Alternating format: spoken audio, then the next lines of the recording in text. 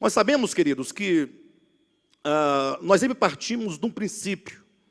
O princípio de que a verdade de Deus, ela só vem ao mundo de maneira clara, de maneira específica e, sobretudo, de maneira plena, somente com a encarnação do Cristo de Deus. Somente por ocasião em que o Verbo se faz carne e habita entre os homens.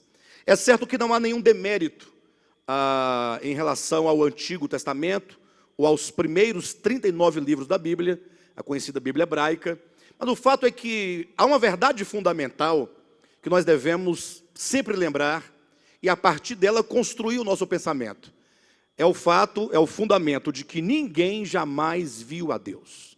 A despeito de quão santos foram os homens do passado, de quão inspirados eles foram, ou de quanta revelação eles tiveram da parte de Deus, o fato é que ninguém, homem algum, jamais esteve com o Pai, jamais esteve nos céus com o Pai, e sobretudo jamais esteve no seio do Pai, no coração do Pai, para que pudesse falar aos homens com exatidão a vontade de Deus, a vontade do seu coração.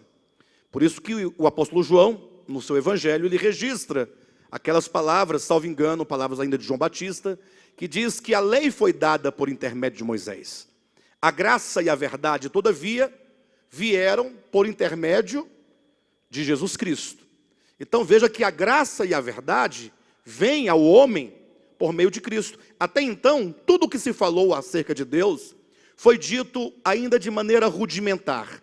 Tudo o que foi dito acerca de Deus foi dito de maneira simbólica, de maneira profética, e usando um termo bastante que se encontra muitas vezes no Novo Testamento, em forma de sombras, né? Ou seja, não se pode definir com exatidão aquilo que Deus é a partir da lei e dos profetas. Cristo, portanto, quando ele vem ao mundo, nós sabemos que ele é o Filho de Deus, nós sabemos que ele é o Cordeiro de Deus, sabemos que ele é o pão da vida, e para cada uma dessas expressões ou faces da pessoa e da obra de Cristo, ou seja, são expressões que falam de aspectos da obra de Cristo, há uma que é muito pouco falada, é muito pouco apresentada, é o fato de que Jesus, ele é o apóstolo de Deus para nós. Hebreus capítulo 3, versículo 1, apresenta Cristo como o apóstolo e sumo sacerdote da nossa confissão. Ora, o que significa dizer que Cristo é o apóstolo?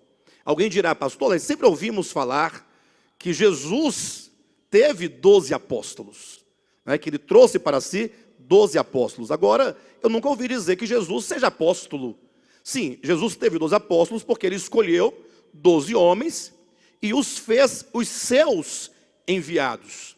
Então, Cristo enviou os seus apóstolos, é o que lá no Apocalipse chama de os apóstolos do Cordeiro.